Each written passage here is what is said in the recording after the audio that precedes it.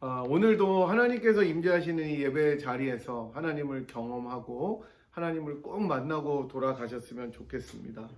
그런 우리 주님께서 우리들에게 하늘의 문을 활짝 여시고 가장 좋은 축복과 은혜로 베푸실 것을 저희들이 기대하면서 만왕의 왕이시고 만유의 주이신 하나님께만 큰 영광을 돌려드리는 예배의 시간이 되었으면 좋겠습니다.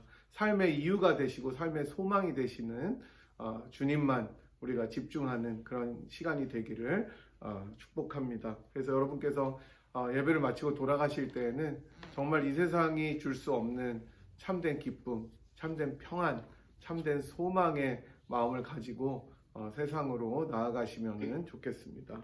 그동안 우리 아까 황 집사님께서도 기도하셨지만 날씨가 많이 풀린 날은 또 비가 와요. 이제 정말 힘들더라고요. 날씨가 따뜻하면 비가 오고 날씨가 맑으면 춥고 또 이제 또 좀 있으면 꽃샘추위가 또 온다 그러는데 어제는 여러분 바람 정말 많이 분 거 기억나시죠? 그래서 요즘에 제가 진짜 현 집사님 따라서 열심히 뛰고 있는데 저희 집사람도 좀 뛰기 시작했는데 어제 그렇게 바람이 불 때 뛰었는데 입이 돌아가는 줄 알았다고 자기가 날아갈 줄 알았대요. 그래서 쉽게 날아가지 않는다 그랬습니다. 제 사람이. 근데 바람이 어마어마하게 많이 불었는데 그래도 날씨가 이전에 비해서 좀 많이 따뜻해졌죠. 그래서 우리가 겨울 내내 웅크렸었던 몸과 마음과 영혼의 기지개를 좀 활짝 펴서 더 활기차게 이제 지낼 계절이 돌아오고 있습니다. 우리 모두가 기쁘게 생활하면 좋을 것 같고요. 오미크론이 드디어 변종이 나왔다고 하는데 이게 지금 얼마나 새끼를 까는지 모르겠는데 이제 좀 많이 수그러든 것 같아요. 미국은 이제 확진자들이 굉장히 많이 줄었고 도리어 한국이 이제 K 방역이라고 해서 정말 탄탄했는데 완전히 무너지면서 확진자들이 엄청나게 생겨서 미국이 했던 것처럼 이제 무방비로 막 퍼지고 있잖아요. 뉴스를 보시면. 그래서 계속 기도해 주시면 좋겠습니다. 그리고 3월 9일인가요? 이제 우리나라에서도 대통령 선거가 있는데 위해서 기도해 주시고 그 어느 때보다도 이번이 진짜 반목과 미움과 흑색 선정과 무능과 욕설과 이게 진짜 바이든 대 트럼프랑은 비교도 안 될 정도로 난리인데 하나님께서 긍휼을 베풀어 주셔서 우리 대한민국을 지금까지 인도하셨던 것처럼 하나님의 계획 가운데 잘 인도해 달라고 기도하는 우리가 되었으면 좋겠습니다. 누구를 지지하든지 우리 그리스도인들은 하나님의 계획과 정의 앞에서 조금 더 하나님의 뜻이 이루어지도록 기도했으면 좋겠습니다. 저희가 지난주에 다시복음 6번째 시간으로 사람을 위한 세술이라는 제목으로 말씀을 살펴본 것을 기억하실 것입니다. 바리새인들과 서기관들은 자기의 틀에 갇혀서 진정으로 사람을 새롭게 해주고 생명으로 인도하는 율법의 참 정신을 진짜 트루 스피릿을 망각했고 그렇게 함으로써 사람들을 자유케 하는 것이 아니라 도리어 굉장히 억압하고 구속해버린 그런 잘못을 범했다라고 말씀을 드렸습니다. 자신들이 한 해석, 자신들이 가진 전통, 자신들이 했던 결정들만이 올바르다고 믿는 것까지는 좋았는데 그것이 다른 어떤 가능성보다 더 절대화되어 있어서 그게 이제 확신의 죄라고 이야기를 하죠. 확신의 죄.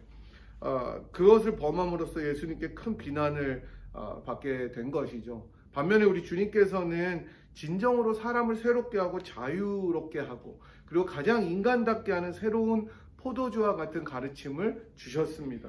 이렇게 주님의 가르침을 받는 사람들은 새 부대처럼 새로운 포도주를 받을 그릇이 되어야 된다는 것을 배웠죠. 우리의 모습과 전통, 결정들을 끊임없이 주님 앞에서 돌아보고 새 부대가 되어가는 우리 자신, 개인, 가정 그리고 교회가 되어야 한다고 말씀드렸습니다. 이제 오늘은 7번째 시간입니다. 다시복음 7번째 시간으로 믿음의 눈을 가진 사람들이라는 제목으로 말씀을 보도록 하겠습니다. 오늘 본문은 사역으로 인해서 엄청나게 바쁘신 예수님에게 예수님의 친족들이 찾아와서 예수님을 붙들러 나왔다 이런 말씀으로 시작합니다. 예수님의 친족들이라고 나와 있지만 그냥 가족이에요. 패밀리라고 영어로는 나오죠. 근데 누가 온 것인지는 정확히 앞에는 나오지 않지만 거의 끝부분에 31절로 보면 예수님의 어머니인 마리아와 여러 동생들, 누이까지 포함해서 이복은 아니죠. 어쨌든 성령으로 잉태되었던 예수님 외에 다른 육체적인 그런 동생들이 함께 예수님을 데리러 왔다는 것은 확실합니다. 31절을 보시면 나옵니다. 어쨌든 예수님의 이러한 가족들은 우리 주님께서 미쳤다는 말을 듣고 예수님을 데리러 온 거예요. 그리고 이 가족들과 예수님의 이야기는 바로 그 다음에 나오는 바리새인들과 서기관들이 예수님과 막 논쟁했던 바알세불 논쟁 후에 다시 등장합니다. 그러니까 예수님의 가족들 이야기가 제일 먼저 나오고 바알세불 얘기가 나오고 또 예수님의 이야기가 나옵니다. 여러분이 제 설교를 유심히 잘 들으셨으리라고 저는 믿는데, 그러면 예수님이라는 가족, 예수님의 가족이라는 요 두 빵 사이에 바알세불 논쟁이 들어있으니까 샌드위치가 되는 거예요. 샌드위치 구조 기억나시죠 혹시? 샌드위치만 기억이 나시면 안 되고 샌드위치 구조가 기억이 나셔야 되는 거예요. 가운데 햄을 강조하기 위해서 이 수미쌍관 같이 머리와 꼬리가 있는 것. 그래서 이 예수님의 가족 이야기라는 두 빵 사이에 바알세불 논쟁을 집어넣는 샌드위치 구조라고 볼 수가 있습니다. 그렇기 때문에 오늘 본문의 핵심은 우리 주님께서 바리새인들과 서기관들과 논쟁하시는 그 논쟁이 햄 부분으로 가장 중요한 사건이라고 하겠습니다. 이렇게 예수님의 새로운 포도주와 같이 놀랍고 권위 있는, 정말 권세 있는 새로운 가르침은 사실 많은 사람들의 환영을 받기도 했지만 동시에 질투와 시기도 엄청나게 불러왔습니다. 제가 조금 전에도 말씀드렸지만 지금 한국에서 벌어지는 대통령 선거 이 대선 과정을 보시면 여러분이 잘 아실 수 있을 거예요. 후보들을 두고 정말 어마어마한 비리들과 의혹들이 판을 치고 있습니다. 그게 진짜인지 아닌지도 몰라요, 사실은. 사실 어떤 것이 진실인지조차 사람들은 이제는 관심도 없는 것처럼 보입니다. 다만 자기가 지지하는 진영의 후보를 밀기 위해서 상대편 후보에 대한 흑색 선전, 비방 이런 게 막 무작위로 퍼져 있고, 페이스북 같은 데 보면은 제 친구들도 둘로 나누어져 가지고 엄청나게 싸우는 거예요. 그러니까 아예 어떤 목사님은 내 여기 그 타임라인에다가 이 대선 후보 지지할 거면 나를 떠나라 이렇게 썼더니 너는 왜 정치에 무관심하냐 또 이런 글이 있어가지고 그 사람 블락시키고 난리가 났습니다. 그래서 그리스도인들도 두 진영들로 나뉘어서 난리죠. 어쨌든 한 사람이 스포트라이트를 받고 주목을 받아서 중심에 서게 되면 팬들이 생기게 되기 마련입니다. 팬들이 생겨요. 하지만 동시에 팬들만 있는 것이 아니라 적들도 생기는 거예요. 왜냐하면 어떤 사람이 100% 모든 사람을 다 만족시킬 수는 없기 때문입니다. 그러니까 진짜 선거에서 51%만 돼도 이기는 거잖아요. 그게 승리하는 거잖아요.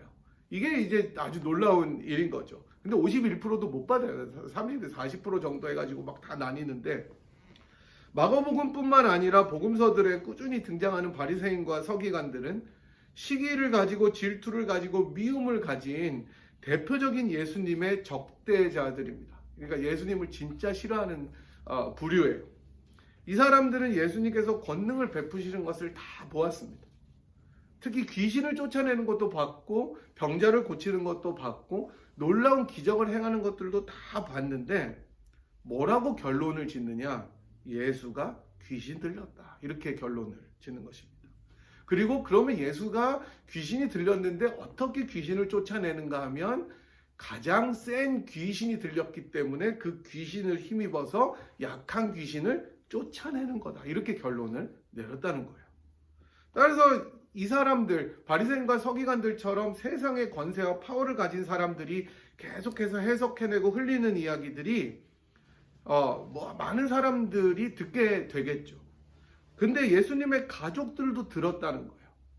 안 그래도 예수님이 하는 게 별로 마음에 안 들었을 거예요. 아우, 쟤 그냥 조용히 목수일하고 그냥 집에서 조용히 밥벌이하고 살면 되는데 왜 그렇게 나가가지고 사람들 모아가지고 난리를 치냐. 안 그래도 그 걱정이 될 거 아니에요. 만약에 여러분들 자녀들 중에 누가 하나 이렇게 탁 튀면서 하면은 엄마들 대부분 뭐래요? 조용히 그냥 살자. 그렇게 안 해도 되니까 조용히 살자 그냥. 이렇게 그게 어쩌면 마리아의 마음일 수도 있었을 것 같아요. 그래서 가족들이 걱정이 되어서 예수님을 데리러 왔어요. 사실 데리러 왔다는 이 말은 아주 완곡한 표현인데 실제로는 강제로 붙잡아서 체포하다 할 때 이제 쓰는 말인데 영어로는 뭐 seize라고도 나와 있지만 사실 arrest의 의미가 훨씬 더 강한 것입니다. 그러니까 강제로 붙잡아서 집으로 데리고 가려고 온 거예요. 그 찰나에 논쟁이 벌어집니다. 바리새인들과 서기관들이 예수님의 권능을 보면서 다른 많은 군중들이나 사람들처럼 같이 놀라거나 하나님을 찬양하지 않았어요. 그 사람들은 예수님의 권능이 마귀로부터 오는 것이라고 생각했다고 말씀드렸습니다. 본문에 등장하는 이 바알세불이라는 귀신은 귀신들 중에 왕을 의미합니다. 사실은 바알세불이라는 게 구약에서는 나오지 않죠. 바알이 나오죠. 근데 이제 바알세불이라는 것은 아마도 귀신들의 왕, King of Kings라고 의미한다고 합니다. 그러니까 예수님이 확실히 귀신이 들린 사람이다라고 확신했던 것 같아요. 이 사람들. 제정신이 아니라는 거예요. out of mind라고 생각했던 것입니다. 이것을 다른 말로 말씀드리면 예수님께서 권능을 행하게 되는 그 근원이 어디 있느냐, 예수님의 그 파워의 소스가 어디 있느냐, 그게 사탄 마귀라는 거예요. 얼마나 무시무시한 생각입니까? 여러분, 우리야 지금 바리새인들과 서기관들이 얼마나 악하고 황당하고 무지한지를 알고 있으니까 혀를 차지만 사실 이 사람들의 생각하는 시스템 안에서는 이렇게 생각했던 게 너무나 당연했던 거예요.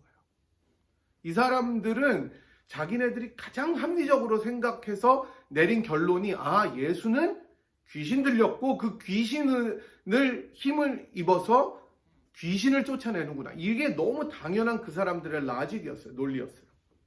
제가 지난주에서 말씀드렸지만 바리새인들과 서기관들은 자신들이 하는 생각, 자신들의 해석, 자신들의 전통과 결정들이 절대적으로 옳다고 생각했기 때문에 자기들의 것과 다른 해석과 경험과 전통과 결정들을 받아들일 수가 없었어요.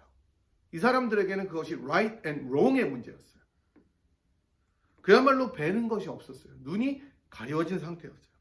그래서 우리 주님께서는 나중에 마태복음의 후반부에 가면 이들을 향해서 눈이 멀었다고 비난하시면서 너네들이 눈이 멀었는데 똑같이 눈먼 자들을 인도하는구나 라고 비난하시는 것입니다. 이들이 보기에 우리 예수님은 율법에서 금했던 일을 계속했던 사람으로 죽어서 마땅한 사람이었던 거예요. 왜냐하면 이 사람들이 귀신 들렸다고 생각하고 예수님을 죽이려고 했던 이유는 율법에 나와 있었기 때문이에요. 레위기 20장 27절을 보시면 다음과 같이 이야기하고 있습니다. 남자나 여자가 접신하거나, 신과 이렇게 접한다는 거죠. 남자나 여자가 접신하거나 박수무당이 되거든, 남자 무당이죠. 반드시 죽일지니 곧 돌로 그를 치라. 그들의 피가 자기들에게로 돌아가리라. 이 말씀을 적용한 거예요. 구약에 율법이 있으니까. 분명히 생각을 할 때 저게 하나님의 능력은 아니고 하나님의 능력을 행하는 사람은 따로 있어야 되는데 저 사람이 계속 그렇게 하니까 적용시킬 그 구약의 근거를 보고 예수는 죽어야 되겠구나 라고 생각한 것입니다. 바리새인들과 서기관들이 보기에 그래서 예수님은 귀신이 들렸고 마땅히 돌로 쳐 죽여야 될 사람이었습니다. 그런 대상이었어요. 이들이 예수님께서 왜 귀신이 들렸다고 생각했는지는 본문에 나와 있지 않지만 분명한 것은 이들 눈에 예수는 율법을 어겼고 율법에 나온 대로 죽어야 될 대상이었습니다. 이런 생각을 가진 바리새인들과 서기관들에게 우리 주님께서 23절부터 쭉 이제 설명을 하십니다. 사탄이 어찌 사탄을 쫓아낼 수 있겠느냐 하시면서 나라가 분쟁하면 설 수가 없고 집이 스스로 분쟁하면 그 집도 설 수 없다 이렇게 이야기하시죠. 여러분, 내부의 분열이 일어나면 망하는 거예요. 예나 지금이나 모든 가정들, 모든 교회들, 모든 국가들이 외부의 적에 의해서 침략당하기 전에 망할 징조가 보이는 것은 왜 그렇습니까? 내부의 분열이 있기 때문입니다. 대부분 그게 다 무너지는 거고 외세는 그때 들어와서 망하게 해버리는 거예요. 특별한 예를 들지 않아도 외부의 적이 침략할 때는 사람들이 다 대부분 단합을 하는데 이미 내부에 분열이 되어 있기 때문에 그 단합이 늦은 거죠. 그죠? 그렇지 않을 때 내부의 갈등이 격화되고 분쟁하면 이미 무너져 버린 것입니다. 여러분, 그게 가정도 그렇고 교회도 그렇고 나라도 그렇잖아요. 우리나라 특별히 그 붕쟁이라 그러잖아요. 그 붕당의 역사들 계속해서 임진왜란 때도 싸우고, 얘가 이렇게 말하니까 그거는 아니다 이렇게 얘기해서 나중에 외적이 쳐들어왔을 때 같이 힘을 합치고 의병이 일어나면 뭐합니까? 크게 지는 거예요. 내부의 분열 때문에 망하는 상식이에요. 상식. 사실 예수님께서 말씀하신 게 상식인 거예요. 예수님 자신이 귀신이 들려서 귀신을 쫓아내는 게 얼마나 말이 안 되는지를 이야기를 하는 거예요. 상식을 이야기하는데 상식을 못 받아들이는 거예요. 그리고 26절부터 자신의 사역을 설명하시는데 27절까지 말씀하십니다. 만일 사탄이 자기를 거슬러 일어나 분쟁하면 설 수가 없고 망하느니라. 사람이 먼저 강한 자를 결박하지 않고는 그 강한 자의 집에 들어가 세간을 강탈하지 못하리니 결박한 후에야 그 집을 강탈하리라. 이렇게 말씀하십니다. 그렇습니다, 여러분. 사탄이 어떻게 사탄을 대적합니까? 아무리 지옥이라도. 그죠? 게다가 그 다음 예수님께서 말씀하신 얘기가 좀 거시기 하기는 한데요. 이게 도둑 얘기를 하는 거잖아요. 한 집을 털려면, 한 집을 정복하려면 그 집에서 제일 힘센 사람을 꼼짝 못하게 묶어놔야 그 집을 차지할 수 있다는 거예요. 그죠? 가족 중에 가장 힘센 가족 멤버 중 하나를 묶어놔야 그 집을 털 수 있기 때문인데, 그렇게 하지 않으면 그 집을 할 수가 없다는 거예요. 정복할 수가. 그렇기 때문에 우리 주님의 말씀은 너무나 당연하게 자기가 귀신을 쫓아내는 사역이 귀신의 능력이 아니라, 귀신의 능력을 힘입어서 하는 것이 아니라 도리어 가장 힘이 센 그 사탄을, 너네들이 내가 그 사탄을 힘입어서 쫓아낸다고 하는 그 사탄을 내가 묶어놓고 꼼짝 못하게 함으로써 그 집을 자유케 하는 사역을 하신다고 말씀하시는 거죠. 오늘 마가복음의 본문이랑 평행이 되는 마태복음 12장과 누가복음 11장을 보시면 마태와 누가는 이런 예수님의 가르침에 하나를 더 첨부하는데 뭐냐면, 예수님께서 이 가르침을 주신 다음에 한마디를 더 하세요. 내가 만일 하나님의 손을 힘입어 귀신을 쫓아낸다면 하나님의 나라가 이미 너희에게 임하였느니라 이렇게 얘기합니다.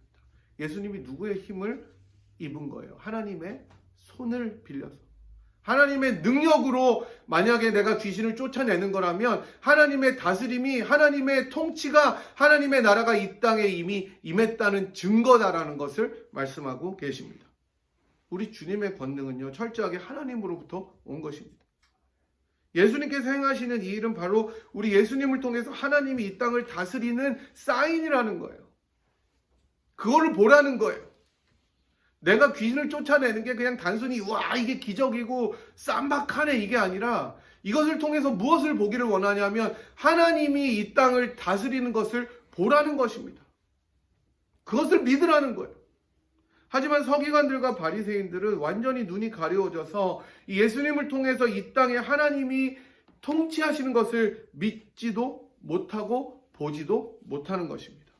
여러분, 이것처럼 고집과 시기는 눈을 멀게 하는 거예요. 방법이 없어요. 이들은 끝까지 예수님의 적이 되어버립니다.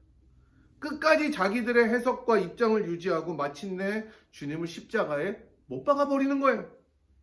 마음속에 조그마한 가책이라도 있을 법하지만 그것을 누를 수도 있었을 것입니다. 우리 주님께서는 이들에게 말씀을 다 마치신 후에 엄청난 죄를 말씀하시는데, 너네들이 성령을 모독한다는 거예요.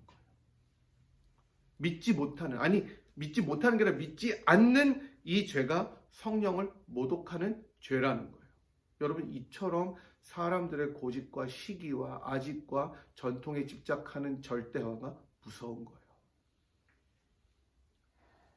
아닌 줄 알면서도 자기들을 지키기 위해서 율법을 도구로 이용하고 무고한 사람을 죽음에 이르도록 만드는 이 무서운 마음은 성령을 모독하는 용서받지 못할 죄다라고 주님께서 말씀하십니다. 누가 정말 귀신 들렸습니까? 여러분, 누가 미친 거예요? 이 본문을 보면서 예수가 귀신 들렸다고 얘기를 하는데 독자들이 읽으면서 이게 진짜 귀신 들린 인간들이 누군 거예요? 바리새인들과 서기관들이에요. 마가의 독자들은 실제로 이 미쳤다고 생각하는 사람들이 out of mind를 가진 사람들이 누구냐 하면 바리새인들과 서기관들임을 읽게 되는 것입니다. 그래서 이런 시기와 질투는 다친 마음은 자기를 파괴하고 다른 사람들도 죽음에 이르게 하는 악한 죄다라고 주님께서 말씀하시는 것입니다. R.T. 프랜스라는 유명한 마가복음 학자는 오늘 본문을 굉장히 흥미롭게 분석하는데요. 처음 등장하는 예수님의 가족들, 요 사건을 뭐라고 이야기하냐면 첫 번째 예수님의 적대자들 이렇게 이야기를 합니다. 가족들이. 그 다음에 두 번째 나오는 바리새인과 서기관들은 두 번째 예수님의 적대자들 이렇게 얘기를 하고, 그 다음에 이 바알세불 논쟁이 다 끝난 다음에 마지막에 나오는 예수님의 가족들에 대한 에피소드를 결론으로 보면서 인사이더 앤 아웃사이더 이렇게 분석을 합니다. 아주 적절했어요. 우리 주님께서 바리새인들과 서기관들과 논쟁을 마치신 다음에 이제 가족들이 예수님을 부르는 거예요. 그러자 우리 주님께서 되게 매정하게 들립니다. 누구든지 하나님의 뜻대로 행하는 자가 내 형제고 내 어머니다 이렇게 이야기를 합니다. 과연 누가 하나님의 가족, 즉 하나님 나라의 멤버가 되느냐라는 것을 말씀하시는 것이죠. 바리새인들과 서기관들처럼 자신들이 하나님의 가족이라고 확신하고 다른 사람들을 정죄하고 멸시하던 사람들이 아니라 하나님께서 부르시고 그 뜻 가운데 행하는 사람들, 즉 예수를 믿고 예수를 부르고 예수를 따르고 예수가 하나님의 손을 힘입어 하나님의 나라를 가져온 분이라고 믿는 사람들이 하나님 나라의 멤버다, 가족이다 라고 말씀하시는 것입니다. 그 사람들이 진정한 인사이더라는 거예요. 예수님을 통해서 새로운 커뮤니티가 탄생되었다는 것입니다. 3장 앞에서 보면 예수님께서 12를 부르신 사건이 나오는데 이것을 포함해서 이제 하나님 나라의 인사이더들은 바로 예수 안에 있는 자들이라는 것을 말씀하십니다. 예수를 진정으로 믿고 따르는 사람들. 자기를 믿는 것이 아니라, 전통을 믿는 것이 아니라, 자기들의 고집을 믿는 것이 아니라, 자기들의 경험을 믿는 것이 아니라 예수의 말씀을 믿는 사람들. 그 사람들이 하나님 나라의 구성원이라는 것입니다. 믿음의 눈이 없는 자들, 자기 안에 갇혀서 예수를 보지 못하는 사람들에게 예수는 미친 사람이에요. 하지만 믿음의 눈을 가진 사람들에게 예수는 하나님 나라의 가족으로 우리를 초대하는 위대한 구세주이십니다. 저는 오늘 말씀을 준비하면서 이 제목처럼 믿음의 눈을 가진다라는 것을 생각해 보게 되었습니다. 어쩌면 우리도, 어쩌면 저도, 어쩌면 여러분도 바리새인들과 서기관들처럼 눈이 가리워져서 예수님을 알아보지 못했던 사람들이었을 거예요. 지금도 어쩌면 예수님을 믿는 지금도 우리들의 전통, 우리들의 생각, 우리들의 고집이 더 앞서서 그게 상식이라고 생각하면서 예수님의 말씀을 닫힌 상태로 받아들일 수도 있습니다. 예수와는 상관없이 우리들의 인생을 살아갔었던 사람들이에요. 그런 우리들에게 긍휼과 자비하심으로 불쌍히 여기심으로 하나님의 가족으로 불러주신 분이 예수님이십니다.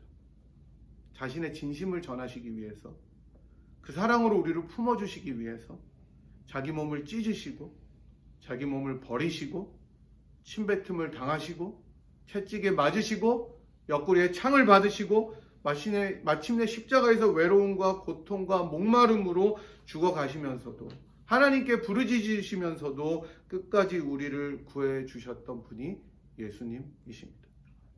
그 공로로 인해서 우리가 믿음의 눈을 가지게 되었습니다. 예수가 정신 나간 사람이라고 이야기하지 않고 그분이 나의 주시고 그분이 나의 구주라고 고백하게 되었습니다. 이제 그렇게 놀라운 사랑을 받은 우리들은 매일매일 매 순간을 살아가면서 믿음의 눈을 들어서 그래요, 예수가 주님이십니다라고 고백해야 되는 것이죠. 우리들 삶에서 때로는 이해되지 않는 일이 있더라도, 힘든 여정이 내 앞에 계속해서 여전히 놓여 있더라도 나의 생각과 나의 좁은 경험으로 예수님을 제한하지 말고 그럴 때 또 내 고집이나 내 경험이나 내 전통이 작동해서 그것을 절대화해서 하나님의 말씀을 밀어내는 것이 아니라 예수님을 제한하지 말고 마음을 활짝 열어서 믿음의 눈으로 마귀를 이기시고 참 자유를 주시는 놀라운 이름, 능력의 이름, 예수 이름을 의지해야 하는 것입니다. 늘 나의 고집과 편견을 하나님 앞에 내려놓고 주님께서 나의 인생과 나의 가정과 나의 교회에 하실 일들을 바라보아야 하는 것입니다. 그게 믿음입니다. 그게 소망입니다. 그게 신앙입니다.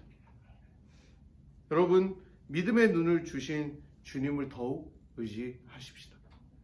우리들의 매일의 삶에서 믿음의 눈을 들어 예수만을 사랑하고 예수만을 의지하겠다고 고백하십시다.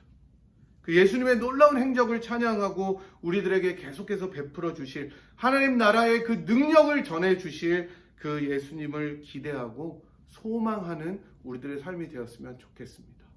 이제 겨울을 보내고 봄을 맞이하면서 다시 한번 우리들의 믿음의 눈을 들어 우리들의 마음의 눈을 열어 우리들의 영혼의 그 정말 꽁꽁 숨겨두었던 정말 얼어있던 마음을 활짝 열어서 다시 한번 살아계신 주님 앞에 우리들의 모든 것을 드리고 고백하고 그런 사랑을 내어드리는 그런 우리 모두가 되기를 간절히 소망하고 축복합니다. 아멘. 하나님, 바리새인들과 서기관들은 자신들의 틀에 갇혀서 예수님을 제정신이 아니라고 판단하였지만 동일하게 눈이 멀고 또한 마음이 닫혔던 저희들에게 성령 하나님을 보내어 주셔서 마음을 여시고 예수를 주님이라고 고백하게 하시니 감사합니다. 우리가 이렇게 예수님의 가족으로 부름받게 하셨사오니 주님, 저희뿐만 아니라 저희들의 가정과 이 교회가 하나님의 가족으로 든든히 서갈 수 있도록 축복하여 주시옵시고 저희들이 다시 한번 마음을 열고 예수님의 가르침을 온 몸과 온 영혼으로 잘 받아들일 수 있도록 인도하여 주시고 그런 주님을 더 깊이 사랑하며 주님의 나라를 함께 전파하는 동역자로 살아갈 수 있도록 인도하여 주시옵소서. 그런 한 주가 되게 하여 주시옵시고 저희들 모두가 참 소망과 참 기쁨으로 찬양으로 고백하였던 것처럼 때론 이해하기 어려운 일들이 우리 앞에 놓여 있을지라도 주님의 뜻 안에 우리가 거하며 이 모든 것을 이기는 믿음의 눈을 가지고 살아가도록 축복하여 주시옵소서. 지금은 우리들의 참 소망, 참 구주, 참 기쁨이 되시는 우리 주 예수 그리스도의 무한하신 은혜와 그 아들을 아끼지 않고 우리를 위하여 기꺼이 내어주신 하나님 아버지의 극진하신 사랑하심과 성령 하나님의 위로 감동 교통 충만하심이 우리를 예수의 가족으로 불러주신 것에 감사하고 감격하여 다시 한번 온 가족으로 하나님을 영화롭게 하고 하나님의 이름을 높여드리며 하나님 나라를 위하여 살아가기로 작정하고 돌아가는 이 자리에 함께한 주의 백성들 한 분 한 분 머리머리 위에와 사랑하는 분이엘 재단 위에 지금부터 영원토록 함께 하시기를 간절히 축원하옵나이다. 아멘.